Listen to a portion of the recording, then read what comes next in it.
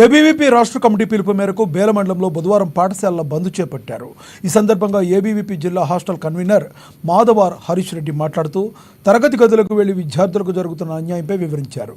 ప్రభుత్వ పాఠశాలలో మౌలిక సదుపాయాలు కల్పించాలని, ప్రైవేటు, కార్పొరేట్ పాఠశాలల అక్రమ ఫీజులను అరికట్టి ఫీజు నియంత్రణ చట్టం తీసుకురావాలని అఖిల భారతీయ విద్యార్థి పరిషత్ తరపున ప్రభుత్వాన్ని డిమాండ్ చేశారు.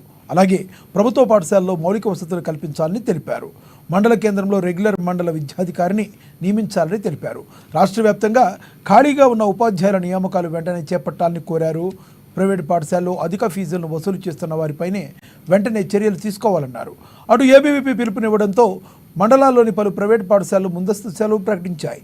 దీనికి బదులుగా మరో సెలవు రోజును పనిదినంగా పాటించాలని మౌఖిక ఆదేశాలు కూడా జారీ చేశాయి. ఈ కార్యక్రమంలో మనోజ్ రెడ్డి, కృష్ణ, ప్రీతం, మహదేవ్, సాయి పాయిల్, సాయి చరణ్ తదితరులు పాల్గొన్నారు.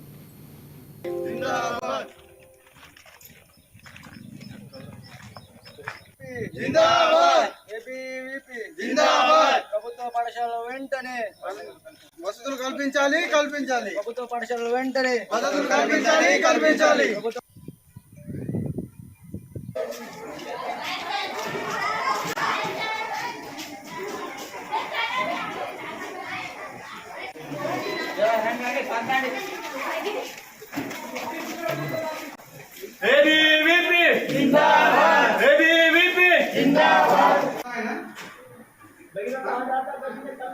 ఏమంటారు?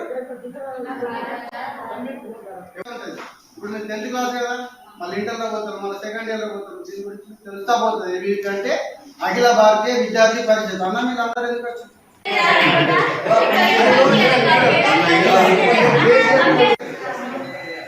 స్టూడెంట్ ఆర్గనైజేషన్ ఎవరి కోసం పనిచేస్తారు? స్టూడెంట్ కోసం. అంటే పాఠశాలలో మౌలిక వసతులు రాష్ట్ర ప్రభుత్వం నిర్లక్ష్యం వహిస్తుంది.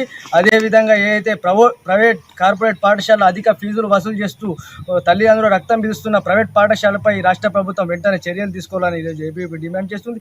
ఏదైతే ఎంఈఓలు, ప్రత్యేక ఎంఈఓలు నియమించాలి, వెంటనే 24,000 డిఎస్సి పోస్టులను వెంటనే భర్తీ చేయాలని ఈరోజు ఏబీవీపీ డిమాండ్ చేస్తుంది. లేని పక్షాన ఏబీవీపీ ఆధ్వర్యంలో పెద్ద ఎత్తున ఆందోళన చేపడతాము. ఏదైతే ఇది పాఠశాలల్లో అధిక ఫీజులు వసూలు చేస్తుండగానే ఇది మొత్తం బుక్స్ అమ్ముతున్నారు విచ్చలవిడిగా.